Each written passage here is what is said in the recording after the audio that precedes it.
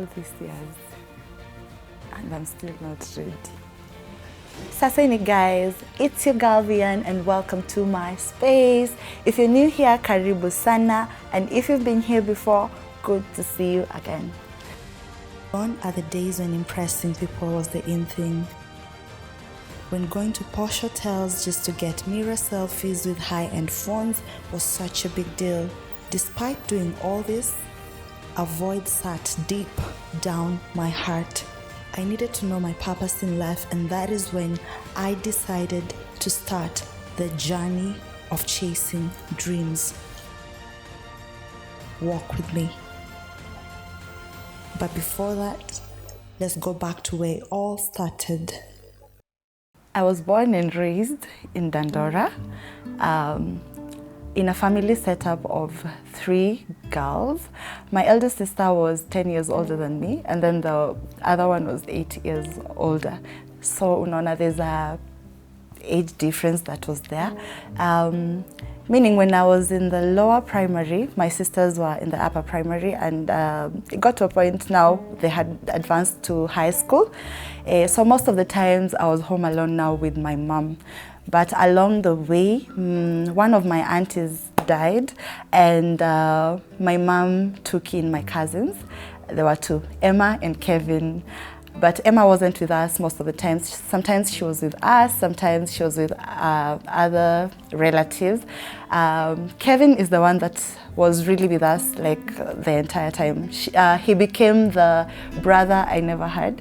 He became the son my mom never had. He took the last born privileges that I never had. Yeah, so growing up with a single mom wasn't easy. Life was sometimes hard. But truth be told, while growing up, I didn't really feel like it was hard. Now that I look back is when I'm realizing that actually we had a very, very hard life growing up. Yeah, my mom was very hardworking. She was working with the City Council of Nairobi, but I remember she never had one job. At every given time, she used to have like another thing on the side that she will do. I remember there's a time she used to sell mandazis. Alikuwa anamka mapema. Anauza mandazi before she goes to work. So she'll finish selling mandazis, then later on she'll go to work. I remember there's also a time she was selling rice. She'll rauka, go to Mwea, buy rice, and then bring it in the house. Then when she comes from work later, she'll sell the rice to people. But the highlight of my mom's hustle, I can't forget, is the time that she was selling fish. Hey, this one was a highlight because I remember, because we are living in Dandora, a very small space. You know, when you're selling fish, you need to have like a fridge where you can store the fish so that they don't spoil. So my mom would rauka as usual, anakimbia Gikomba or wherever she would get the fish from, and she'd get the fish, then bring them to my aunt's place, who wasn't living far from where we were, because at least my auntie had a fridge and all that. So alikuwa anapeleka hizi samaki kwa fridge, and then she goes to work. And sometimes when she was late from coming from work, she would send us to go get the fish tuzipeleke kwa kibanda so that akikuja kazi, it's straight kuziuza. And me and Emma, we used to go get the fish. And I remember there's some guys from Sivo who used to call us fish girls. Yeah, we were called fish girls because tulikuwa tunazibeba kwa ndoo. So ukibeba fish kwa ndoo, because they are big, you can literally see what someone is carrying. I didn't have an issue carrying the fish. What I had an issue with was carrying omena. I do not know why. Because omena were just put in a kabesheni, and you know it's small, so you can even cover. But for me, nikiambiwa niende nibebe omena nizilete kwa kibanda, I used to even feel like crying. I remember there are times that I would literally cry, and we would argue with my mom, haelewi kwa nini ananituma nibebe omena na staki. It was, up to date, I can't tell why nilikuwa nachukia tu kubeba omena. I didn't want to relate with omena. But this fish thing, it wasn't an issue. My mom was really working hard to put food on the table and to make sure we had a better life than the one that she had, because for them, There were like 11 in their family, and her being the second born, but the first girl, it wasn't easy for her also because she didn't even finish school. She was helping a lot in their household. So she worked really hard to make sure that we had a better life compared to what she had. And I really appreciated her for that. And I remember as a young girl, I kept on telling myself, and I kept on talking to God, and I'll tell God, I want to give my kids, when I get to a point where now I'm a parent, I want to give my kids a better life than the one that my mom has given us. But I wasn't feeling like we are struggling. All I knew is my mom had given us a better life than what she had, and I wanted to give my kids better than what my mom had given us. Yeah, so I was really encouraged by the efforts my mom was bringing, the hard work she had, and how she was doing it, because it's not easy bringing up 3 kids alone. And now that my auntie had died, it was like literally 5 kids. Besides all this, my mom was also very, very strict. And her strictness to some point really affected our relationship, because for me, I felt like she hated me. I felt like she was too harsh on me, but I didn't understand. I think it's the way she had, the way she was bringing it out. To me, I translated it as hate. I felt like my mangu ananichukia, she doesn't love me and all that. She was too strict. Just so you understand, I'll give a few examples of the things that used to happen that made me feel like my mom does not love me. Nakumbuka we used to have issues like nikienda kucheza, I felt like ananikazia sana. Nikienda kucheza, it was an issue. There's one particular time when she was going to work, she told me, "Nani pate umeenda kucheza." Your mom is not African if she's never threatened you like that. Like when she's telling you not to do something, she tells you to do it. She was like, "Nani pate umeenda kucheza." Me being me, I just looked through the balcony, nikaona mamangu ndo huyo ameenda. What did I do 5 minutes later? I went to play.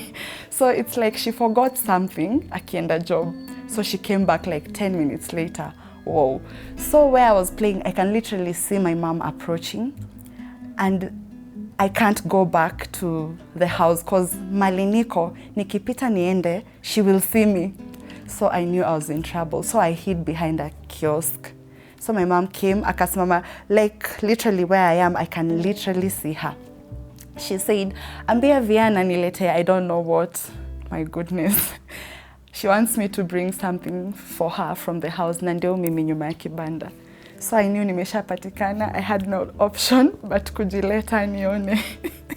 So when my mom saw me, it's just like 10 minutes back, she told me, "Nani pate umeenda kucheza." I was in trouble. She had to postpone her going to work. Adili na mimi kwanza.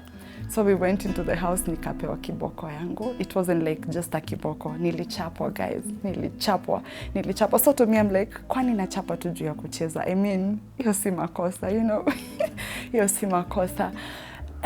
Another memory that I have about her strictness, I remember one time iyo ya nini ya kwenda kucheza, I remember alinichapa and she locked me in a vacant room, by the way. So hapo kwa vacant room nakumbuka nilikuwa kwa window, I was just looking at other kids playing, but nilikuwa najiuliza, why is my mom so strict on me? So my sister alikuwa anakuja, anafungua mlango, ananipatia chakula, then analock, anarudi anaenda. Na venye ilifika jioni, I remember pretending, because you know tulikuwa tunaishi kwa ghorofa ya 62 houses. So one floor has like 12 houses. So you mnashare bafu na choo. So I told my sister I want to go to the loo. Venye alifungua, alikuwa ameniletea chai ya jioni. I remember nilitoroka. So venye nilitoroka, my sister came running after me wakiwa na dem wa job. Walinikimbiza. Eventually wakanishika and I was locked back in the room until my mom came back. So that is one of the highlights. Another time I remember, because my mom was so strict and she was saved. She's a believer. Kwetu kuokoka wasn't an option. It was either uokoke ama uokoke. Like I think she had the right intentions, but the way alikuwa na bring out made me feel like ni kama dictatorship, ni kama tunafosiwa. So my reactions to how she was bringing out things made me look rebellious. I remember kwetu kuokoka was a must. We even had a timetable for kuomba. Ulikuwa unapata imeandikwa on Monday, Emma is the one leading prayers, Vian is the one leading worship, Kevo is gonna pray for us, and then I don't know whoever does what. So we had a timetable. And sometimes mi nilikuwa na feel ni kama tunafosiwa, why are we doing this, you know? And my mom hakuwa ana give up. Hakuwa ana give up. Even kwetu fasting wasn't like an option. I remember every Friday hatukuwa tunaachiwa pesa ya food cause ni siku ya kufast. So wajua tu fasting ni must. So all these things right now nikizifikiria, it was for a good cause, but it's the way she was trying to instill it that made me feel like she hated us. So another time I was just watching a movie. It was a Christian movie, Family TV, and my mom came in. I remember ilikuwa usiku around 8 p.m. She came in, sat, tuka watch the movie together. While we were watching the movie, ikaisha, and it was a very nice movie. I really liked it. I remember after the movie got to an end, my mom asked me, so sasa kwanza alimute TV, and then she asked me, now that umeona hiyo movie, nataka uniambie, what have you learned from that movie? I felt attacked. I had learned a lot from the movie, but because I felt attacked, sikuwa najibu, so inatoka kaa kichwa ngumu. I remember my mom telling me, enda nje ufikirie, ukijua ni nini umelearn kwa hiyo movie, you'll come back and tell why. So for me, always nilikuwa na feel hapana, my mom is too much, ananichukia. At some point I was feeling like maybe mi si mtoto wake, ameni adopt, you know. But sai nime grow up and many people are talking about their stories, and I realize almost every African kid went through this. It's just that when you're a kid, you don't know other people are actually going through it. So you feel like you're alone. Na to some extent, inakuhat, or yeah. Another time I remember, nilikuwa nimedecide every 31st I used to go for keshas. So on this particular 31st, me I felt like staki kwenda mahali, nitaka kwa nyumba, nione TSO or crossover and what have you. I just didn't want to go anywhere. And I remember some of my friends had invited me for parties and I said I didn't want. So my mom was like, hapana, lazima kila mtu aende kesha. Na nilikuwa like, kwa nini, you know. But do I insist? No, I went for kesha. Tukaka kesha, I made sure imefika saa 6 ya usiku, mamangu ameniona, tumepiga nduru na nikamwish happy new year. Na immediately after tulipiga nduru na I made sure ameniona, nikatoroka. So I toroked and went now for a bash. I think kufika hapo around saa 10 in the morning, she realized I'm not in church. Masimu, she started calling. Me, I didn't pick. I knew I was in trouble. I said kesi badai, because in the first place I didn't want to go anywhere but near many force. So I remember when I came back in the morning now at 6 a.m. Hey, I was just waiting. I just found her waiting for me. Where akaanza kunichapa nini, and she chased me away. I remember my cousin Emma crying, and she was like, "Vimi, naenda na wewe, unaenda wapi?" I'm like, "Kwa nini mimi hata sijui mali naenda, unaenda na mimi wapi? There's no way I'm going." So I went to my friend's place, nikalala during the day. Jioni kufika, I went to my sister's place. Na nikatumia hiyo opportunity because there's another party also I was invited on that now date first. Nikaenda hiyo party. But now sasa shida ilikuwa, hii party si mpaka asubuhi. So ikiisha saa 4, where am I going? Na nimefukuzwa home. So we are talking with my cousin Emma on phone, and I remember her telling me, "Akivi, kuja tu apologize urudi home, sasa utaenda wapi?" Sana mulza na apologize, nimefanya makosa gani ama nasema nini? And she said, "Just come say sorry, utarudia whatever you did." So me, I just came back home and I repeated exactly what Emma said. Like my apology had no remorse, it had no repentance. Like I was just saying it for the sake, because Emma ameniambia and I need a place to sleep. I was just like, "Mom, pole kwa venye nilikosa, sitairudia." Exactly how Emma had told me to put it. So nikiangalia all these things that were going on, and my mom was a single mom. nilikuwa nakaa najiuliza, why don't I have a dad? Maybe if I had a dad, he will love me better, he would treat me better. Even though nilikuwa na feel. Many times nilikuwa nakaa na hiyo story ya me not having a dad ilikuwa inani affect sana as a kid. I remember we used to have neighbors of ours, walikuwa Muslims. We used to go to the same school. And one time, I think one of them alikuwa anaitwa Muhammad. I think Moha had done something in school na he was told to bring his parents. So nakumbuka nikiwa shule during break time nikitoka, nikaona baba Moha ndio amekuja shule. So when I saw him, it really touched me. I got really emotional. Nilikuwa like, you know, pia mimi ningekuwa na dad, he would be coming for meetings. Why don't I have a dad? I feel like my mom hates me. I feel like she's too hard on me. Mbona iko hivyo. So nilikuanga most of the times unapata naka, I used to love writing letters to God. When I have something to share, because I didn't have anyone to share with, I would put that into notes. Nakumbuka I had a book where I used to write all I'm going through. I remember I'd think of the things that were going on in my family. Niko like, this is a positive thing. God, I want this to carry on. This is a negative thing. God, I don't want this to come to me. And I remember I used to really talk to God about that dad issue. I wish I knew my dad. I wish I just knew him. Maybe he would love me. Maybe our relationship would be better, because I feel like my mom hates me, or rather she, just such things. And one day, venye niliandika that long letter, I don't know where I placed it, but nakumbuka some of my classmates wali come across that letter. Na nakumbuka there's one particular girl who wrote back to me, akini encourage, now akiniambia, don't worry, even if you don't have a dad, you have God, he loves you. You know, it was just a long, encouraging letter. Na I kept that letter. So one day, nimekuja nyumbani, I don't know where I was from, maybe from school or wherever, because we were living at a small house. Nikapata mamangu amekaa kwa kitanda and she was holding that letter and she was crying. That is the one time I felt like I really hurt my mom. That is the one time that I looked at my mom and I felt like I was unfair to her, because she was really trying her best to bring us in the right ways. So missing my mom, oh guys.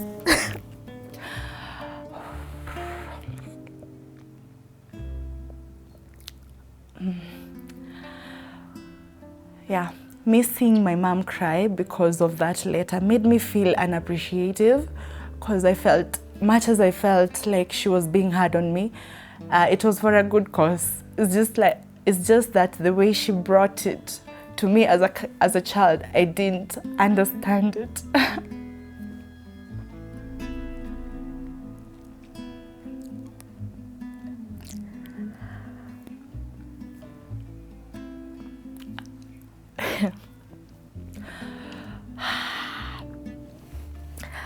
As a kid, I didn't understand. But now, when I was growing up, I was comparing my life, the way my life was turning out, to my peers now. Nilikuwa naona the kids that we grew up with, the way their lives turned out. When you walikuwa wamepewa freedom, they were allowed to play out till late. Yani, they could do whatever they wanted. It got to a point I was comparing my life to them. Na nilikuwa na understand now why my mom was strict. Niko like, oh, kwa hivyo hakuwa anataka nifanye hivi because these were the results. You know? But as a kid, I feel like niye hakuwa na explain why she's being hard, why she's being strict. Emma, please help me with the tissue.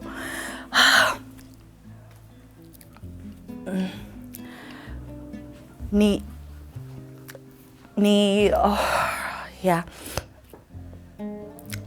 Niye hakuwa anani explainia why she was being hard on me. But you see, because I'm a kid, sielewi.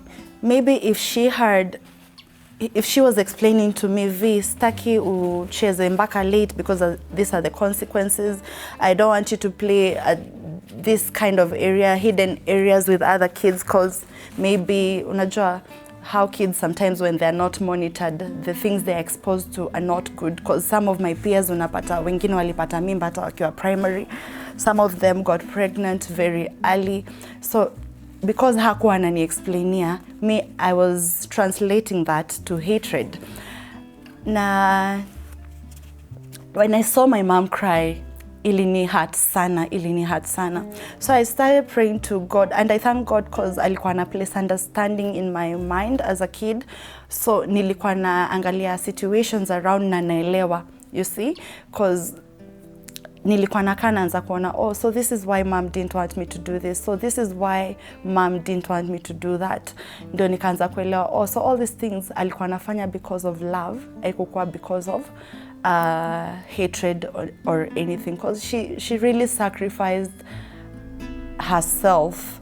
She sacrificed a lot to see us have a good life, you know. Much as it wasn't better, I feel like it was like I was content with what we had, because as kids, much as she didn't have everything, I can't remember any particular time that I slept hungry. She always found a way. Nakumbuka there's one time hakukuwa na pesa ya mafuta ya taa, hakukuwa na pesa ya makaa. Na I remember she told me niende niokote vijiti. Nikaenda nikaokota tu vijiti, akang'ang'ana kuwasha nayo jiko, and I remember akikaranga nyanya na kitunguu na akaeka maji, it became stew, na tukakula ugali, na sikuwa na feel nateseka. She always figured things out, you know, to make sure we are okay. Times mnakula maybe ka ugali na chumvi, mimi sikuwa na feel nateseka. I was just feeling we are okay, because I remember even time God alimuinua kidogo and now we had to move from Dandora. Mimi nilikuwa nalia zile za sasa nita lose friends, yani sioni God anatutoa Dandora, mimi naona nda lose friends, sasa tumezoea huku now, as in how is life gonna be, because life in Dandora wasn't really good. Mali tulikuwa tunaishi hakukuwa kupoa, because nakumbuka kama we were talking with my cousin the other day, tunakumbushana venye kuoga kwa hiyo bafu, it was really not a good experience. Bafu imejaa mpaka, I don't know, zinaitwa moles, those two green thingies. And hata sabuni kianguka while you're showering, you don't want to pick it. You don't even want to touch the walls kwa sababu inakaa so pathetic. But she really tried to make sure tuko sawa. Much as hata sometimes tungeka many months bila rent, alikuwa na figure things out. So na thank God, because with time I started understanding, na iyo hatred ikaacha kupungua.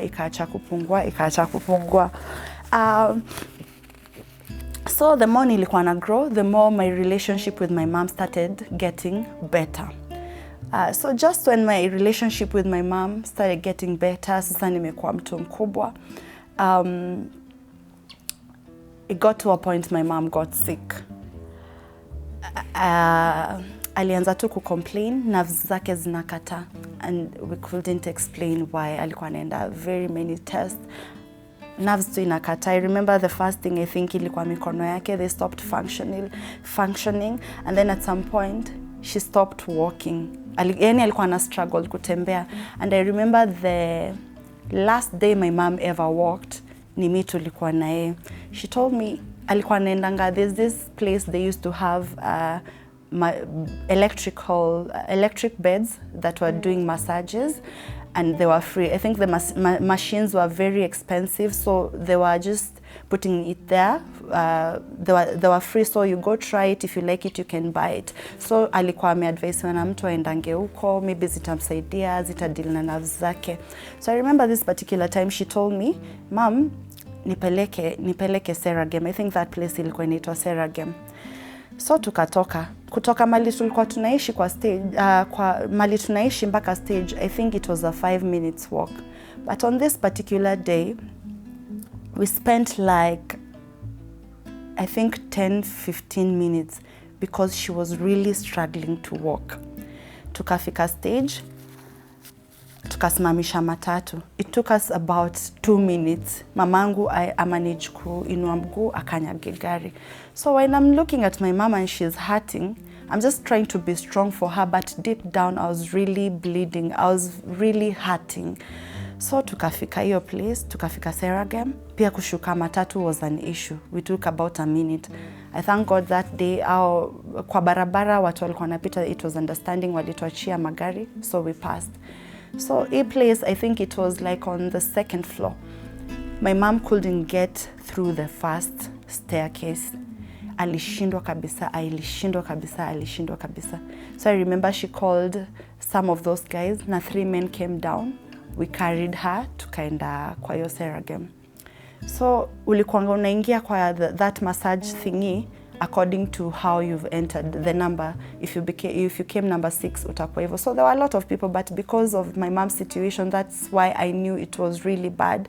Tuliingizwa express, she didn't have to wait. Na I remember venye aliyekwa hapo alale kwa hiyo machine beds, I was looking at her and I was really feeling so much pain in my heart. Why is my mom going through all this, God? Now that our relationship is getting better, as in, mbona unallow I go through this? And the most hurting thing for me, I think, it's venye nilikuwa naona ana serve God na roho yake yote. And I was like, God, why are you allowing her to go through all this? She's serving you with her all, you know.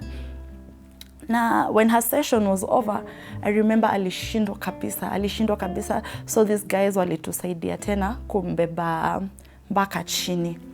Na tukaitisha tuk-tuk and we went back home. And that is the last day my mom ever walked again. Tulikuwa naye. So we started now the journey of taking care of my mom.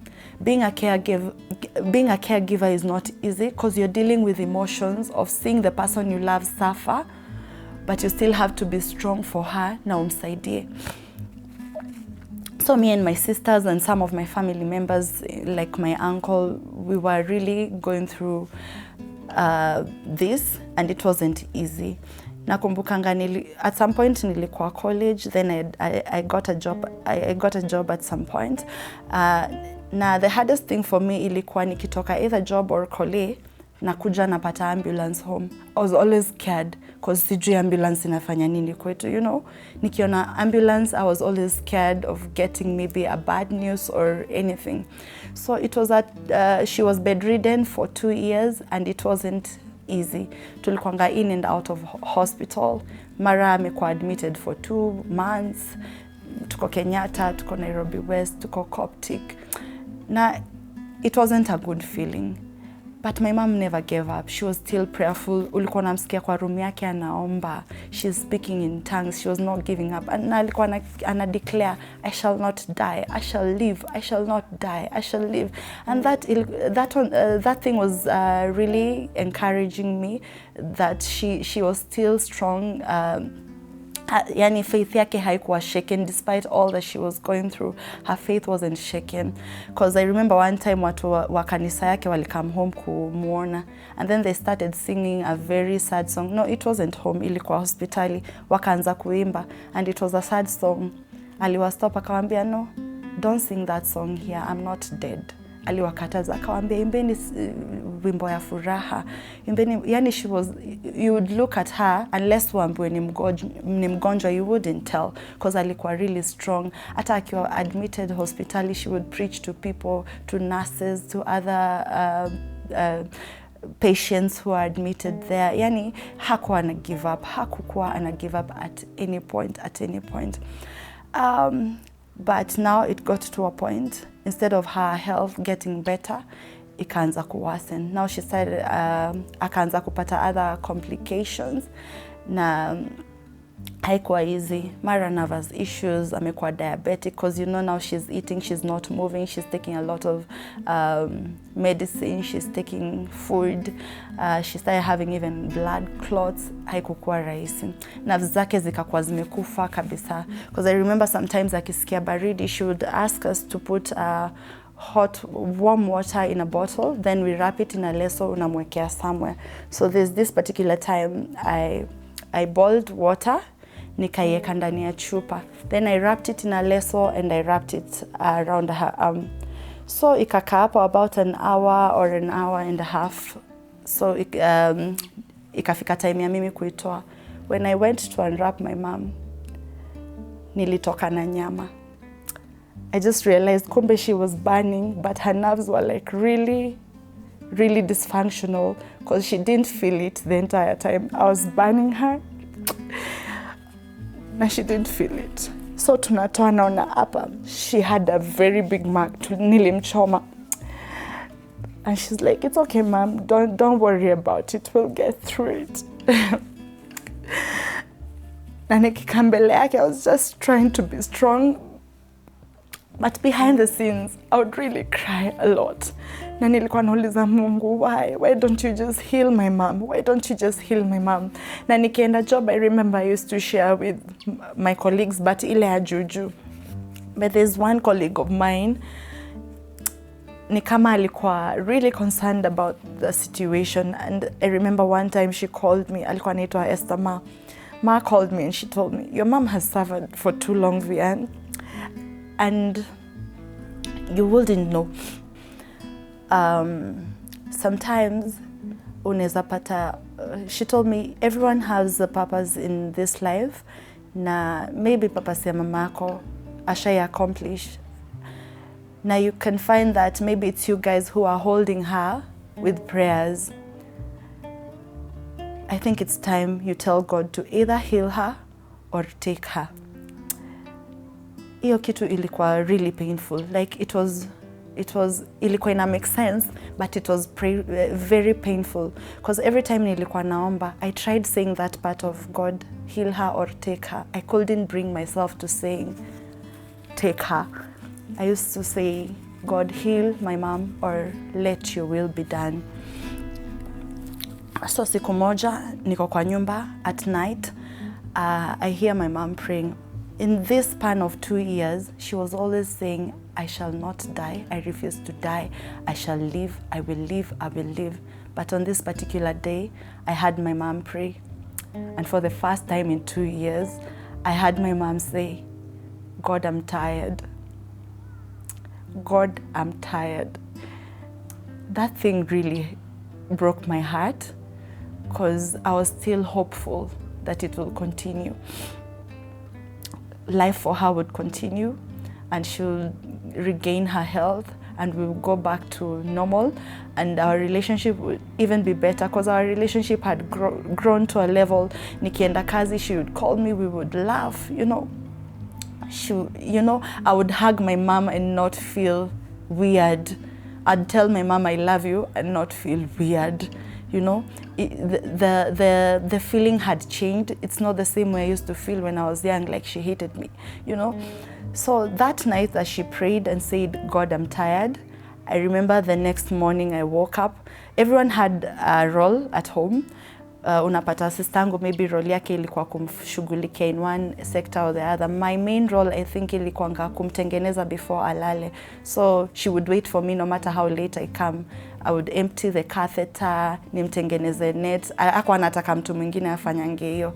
Alikuwa anatakanga mimi ndo nifanye hiyo role. So most of the times that was my role. So on this night, now the next morning, I remember when I woke up and I was about to leave niende job.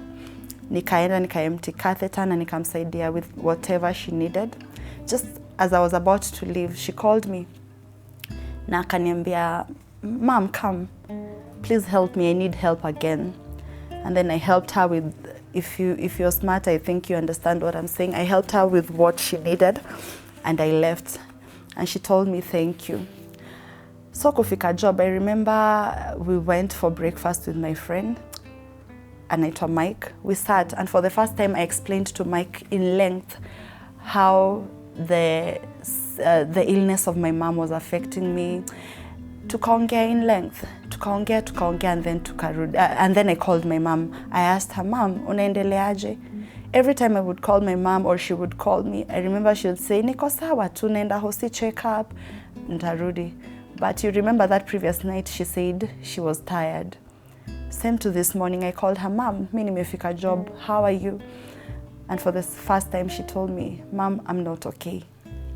She said, I'm not okay. When she said that, I just felt fear in me. I didn't want to hear any bad news. I told her, okay, I'm going to call you back. Nikarudi, nikaendelea na kazi. And on this particular day, every time my phone was ringing, the first thing I would say is I have a client, so that if someone has a bad news, hawataniambia. Because I was just scared. I don't know what that feeling was, but I was scared of getting any bad news. Na nakumbuka usiku venye ilifika, my phone rang but I didn't pick it. I was just hesitant. I don't know why. I was just hesitant. But after a few minutes, I took my phone and looked at it, and I couldn't believe it. My sister had sent me a message saying, "Mom is gone." I remember I had a client and I had done her hair half head. I couldn't continue. I started crying. I started crying. My colleague talked to our boss. At that time, I was working for Wahoo. I thank God for Wahoo because she was so understanding. They assigned someone else to continue working on the client, and she paid a cab for me. So nilikuwa napiga simu home, naambiwa we enda to home. And I was like, no, I want to see my mom. I can't believe she's gone. I want to see my mom. Na nakumbuka she was still in Kenyatta. Hakuwa amepelekwa kwa morgue bado.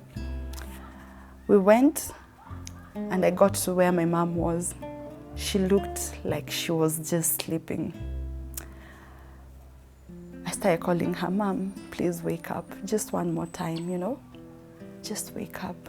I was hoping in a story tu zile unasikianga maybe kwa news or somewhere mtu alikufa akafufuka, or maybe it was a miss whatever, daktari or the nurses wali declare something that wasn't there. I was just hoping they would say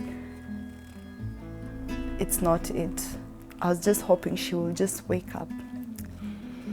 I kept on calling her, "Mom, amka, Mom, amka, Mom, amka." I cried for about 2 hours before they took her.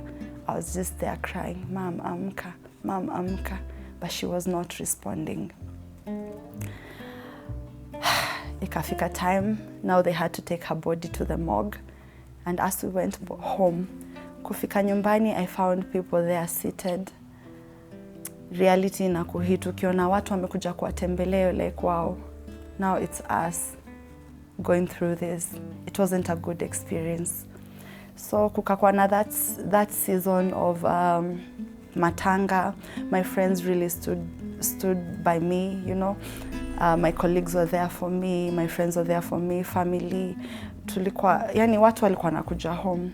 Tukaenda burial. Kuenda burial, I remember I was just okay. I was trying to take in all this. Ni accept to Mom is gone and she's never coming back again. Tukiwa harakati ya matanga, I thank God for the church of my mom, because they really made the event so successful. Na hakuiweka kama matanga. It wasn't a sad experience. It was like a celebration. I remember they carried her body. They were celebrating her. It was like we are celebrating life, because they know where she's gone and it's a better place. Because 1 week just before she died, I remember she asked the people to come and hold an event for Holy Communion. So alikula Holy Communion 1 week exactly before she died. So it was more of a celebration. People were dancing. Ungesema ni matanga. People were dancing. Wamebeba mwili, tunazunguka tu. And it was going on well. Tuko hapo, so ikafika part watu wanaona mwili. Now until I saw my mom's friend walk past through my mom's body is when it hit me. My mom is gone. Again, I started crying. I started crying. Now reality started hitting. Watu sema time mwili inaingia kwa mchanga is when it hits you. Someone is going and they're never coming back. But me, when I saw my mom's friend, they are passing, akiwa peke yake, memories started coming back. Nakumbuka wakiwa pamoja, wakicheka, and it hit me, my mom is gone. I cried. So hiyo time nalia, I remember I went to where her body was. And as I was crying, my tears dropped to the mirror. And I wiped the mirror. When I wiped the mirror, I realized my mom was crying. Sikuwa na understand. Na feel ama amefufuka, ama walimweka kwa fridge na hajakufa. Because I didn't expect a dead body can cry. I started crying again, and I started begging people, please, nifungulieni, I want to wipe her tears. She's crying, please. open. And people were like, stop being dramatic. The people who didn't understand that I was going through pain. Stop being dramatic. I insisted, I want to wipe my mom's tears. And my uncle was there. He said, mfungulieni tu. I wiped her tears, and after wiping her tears, that is when I felt calm. I felt like God was telling me, your mom has gone to a better place. Just release her, release her, release her. And the event was successful. We buried her, and then we came back home. When I came back home, sasa ndio reality inakupiga. Because umerudi nyumbani, now people are not coming to visit anymore. Ukirudi home, it feels so empty. I was longing for her to call me venye alikuwa ananikelelesha. Naona yenyewe for real. She's gone and she's never coming back. I called myself for a meeting na nikaanza kurealize I wasted so much time you know, having conflicts with my mom. I should have spent that time appreciating her more for all the efforts she was putting to raise us right. Because right now, I'm really, really proud of who I am right now. Much as I've not yet achieved my dreams, I'm happy at where I am. And I'm sure if she was here, she'd be happy with all the things I'm doing. She'd be happy to see the woman I've become right now, because, you know, the morals that were instilled while I was still young are still here. Right now, my walk with Christ is not even forced, you know. Like, I have a personal relationship with God, and it's not forced. You see, as a child, I used to feel like it's a forced thingy, but right now, it's there. Nah, it's a decision that I've made. No one has forced me to do it. So, what I'd urge people, if you have your parents, both either mom or dad or both, learn to appreciate them while they're still here, because you don't know when that gift can be taken away from you. Because me right now, I wish she was here. I wish she was here to see the things that I'm doing, the directions I'm taking in life. I'm sure if she was here, she would really be happy. Our relationship will be better. Right now, I'd be doing things for her that I was wishing I'd do. I'm sure I'll make her proud, you know. So if you have that opportunity to appreciate your parent, please do it, because you never know when that gift can be taken away from you. That is one thing I'll urge everyone out there, please. And while your parent is here, appreciate them, show them you love them. Tell them you love them, because sometimes we wait for someone to go for us to say that we love them, for us to, you know, start speaking about it. Let someone know that you love them. Let your parent know that you love them. Show it to them.